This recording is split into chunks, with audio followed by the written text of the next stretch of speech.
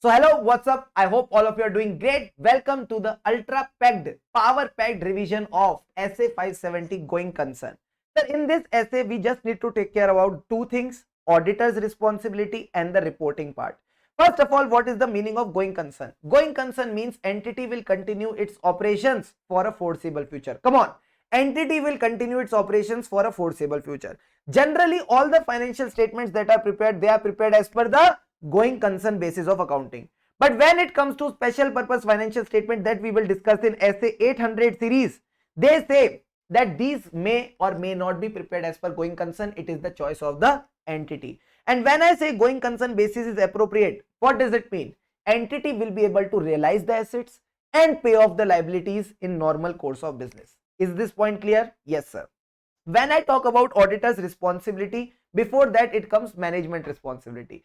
Whose responsibility it is to assess the going concern? Management responsibility. They have to assess the going concern at a particular point in time. So when I am assessing, do I have to consider the future events? Yes, sir. Am I required to make some judgment? Yes, sir. While making this judgment, I need to consider three factors. Very, very simple. First of all, whose assessment is done? Entity's assessment. So you need to consider the nature of the entity, that is size and complexity of entity, that is the psycho entity. Since you are assessing going concern, you need 2 degrees. Sir, what is the 2 degree? Degree to which this entity is affected by the external factors. Come on. Degree to which the entity is affected by the external factors. And the second point is degree of uncertainty. Uncertainty about the future events and condition. Uncertainty about the future events and condition. And the third point is also event. Third point is also about the event. Which event? Subsequent event. That means the judgment is done at a point in time. After this point, there may be a subsequent event which can prove this judgment wrong. Which can prove this judgment wrong, which can result in an outcome inconsistent with the judgment. Inconsistent with the judgment that were made at the point of time. Is this point clear? Yes, sir. 3 points: psycho entity, two types of degrees, degree to which it is affected by external factors, degree of uncertainty, and the last point about subsequent events. Very, very good. Now, sir, auditor's responsibility is a 2-stage responsibility. First of all, today, then tomorrow. First of all, today, then tomorrow. Today, see whether the going concern is appropriate or not. Then see whether in future there is a material uncertainty that can cast a significant doubt on entity's ability to continue as a going concern. But remember essay 200. Remember essay 200, there were 4 other factors in inherent limitation: fraud, related party, non-compliance with laws and regulations, and going concern. In these cases, the inherent limitations impact is a lot. So as an auditor, you should stay alert. As an auditor, what you need to do? We need to stay alert. You need to stay alert to make sure you are able to identify such events and conditions.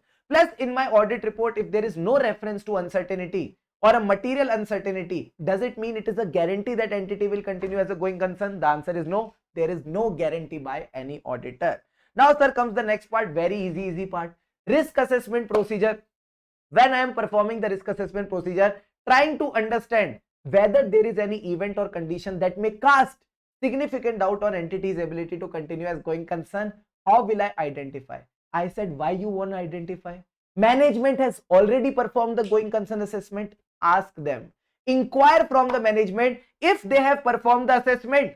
Did they identify the event or condition? If yes, what is the plan? What is the plan, management? What is the plan of management? Okay, ask the management what is their plan. Easy, easy. If they have not performed the assessment, ask them how the hell, come on, take the feel, how the hell you prepared the financial statement as per going concern basis. If you have not yet performed the assessment, how did you prepare your financial statement as per going concern basis? And the second question, do you know about some events and conditions? Do you know about some events and conditions that may affect the entity's ability to continue as a going concern? Does it make sense? Yes, sir. And as I told you, you need to stay alert for such events and conditions. Now, sir, while evaluating the management's assessment, you will cover the same period as covered by the management. If management has covered less than 12 months, ask them to cover at least 12 months from the date of financial statement. Now, sir, comes the additional procedures. Very, very easy. Very, very easy. If you identify some event or condition, whom do you reach out? Management. They have already performed the going concern assessment, so they must have also identified certain events or condition. Yes, but our management is useless. Our management is useless. They have not performed the assessment. So request them to perform the going concern assessment. Now, when they perform the going concern assessment, will they come empty handed or with something? They will come with a plan. The plan should be feasible. It should improve the situation. But sir, plan is not enough. We need something more. We need some financial figures that you will get in a cash flow forecast. Now, for cash flow forecast, you need to check the reliability of data. You need to check the appropriateness of assumption. And after this, there has been a long time. That the management did the going concern assessment. So after this point in time, there may be some additional facts and information that you need to consider. And at the end, what we will take? Written representation. We will take written representation about the plan, about the feasibility of the plan. Then we discuss some additional procedure. Please read through them.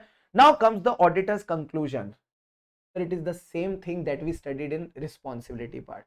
Conclude whether today going concern is appropriate or not. If yes, go to the second stage and see whether there is a material uncertainty. Material uncertainty means two things. There is a likelihood, there is a magnitude. There is a likelihood, there is a magnitude, that means the chances are high. Plus, if it occurs, it will majorly affect the entity. It will financially affect the entity. If it is affecting the entity, users need to know about it.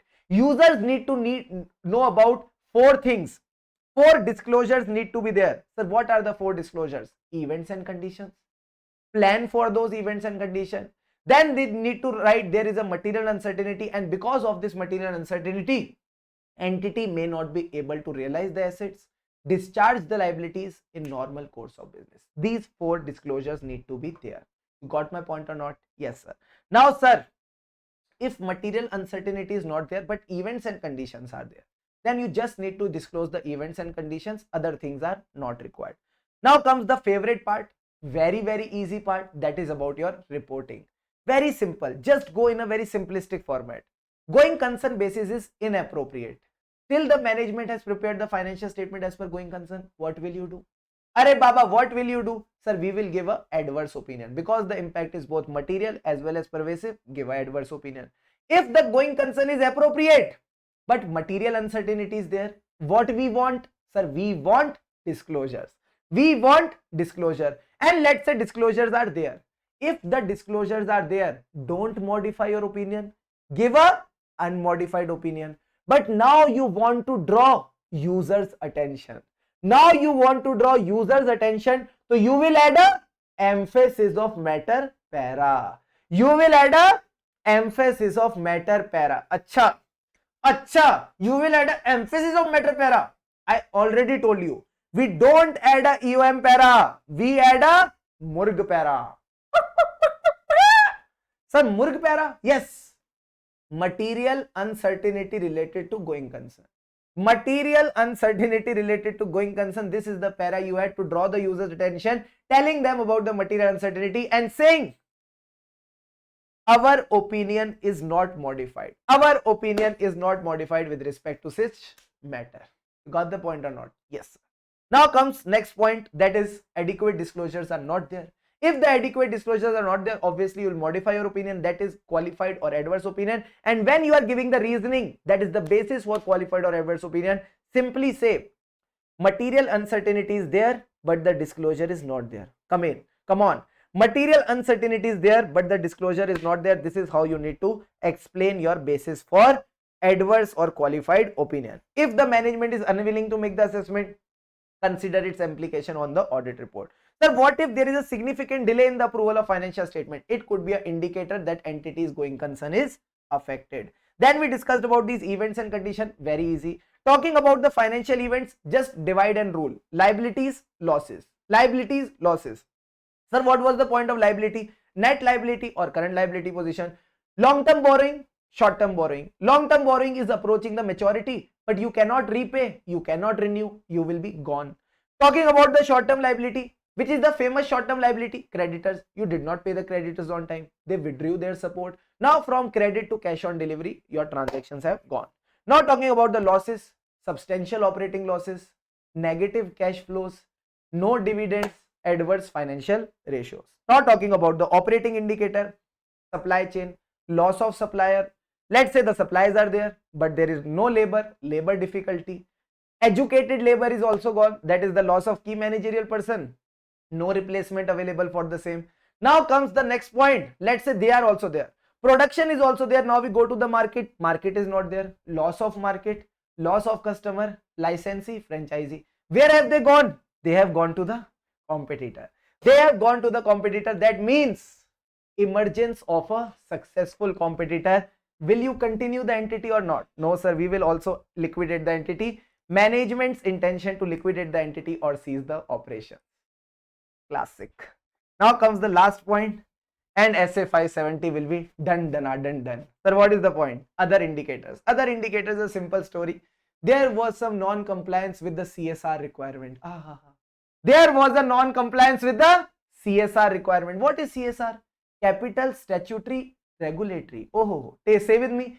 Capital Statutory Regulatory. Once more. Capital Statutory Regulatory. Once you non-complied with the same, it will lead to legal proceedings. In those legal proceedings, there will be claims that the entity will not be able to satisfy. Now the entity prayed, hey God, please change the law. The law was changed.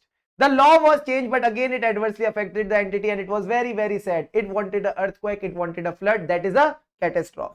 Now the catastrophe occurred, but did not have the insurance. Entity did not have the insurance, that is underinsured or uninsured catastrophe. So these are the 4 points, and your SA 570 is done in 12 minutes. 12 minutes full SA 570 revised in detail. I hope you enjoyed this session.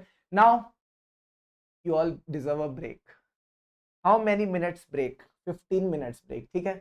So just relax, refresh, and let's catch up after a break of 15 minutes.